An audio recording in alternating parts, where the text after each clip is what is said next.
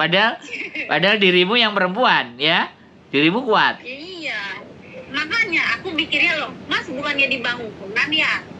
Di bangunan kan otomatis buat pandangan cewek pastinya kerjaan itu lebih berat dong. Betul. Yang namanya tukang, bener nggak? Betul. Piring berarti nggak ada apa-apanya dong buat cowok loh. Kok malah sekalinya nyuci piring malah nangis nih piye? Makanya. Gimana tuh kalau kayak gitu? Oke. Jadi kalau sekarang ibaratnya ya, ada lagi yang mau ditaruh di situ nggak bisa ya? Udah nggak mau manajernya? Ya, kalau yang di tempat ini nggak mau, kalau di tempat lain nggak tahu deh. Oh, ada ya? Masih ada di tempat lain juga sih. Udah, Ada. kasih aja. Yang di auto kan. Hai, coba ntar aku info lagi. Ya. Ngengkres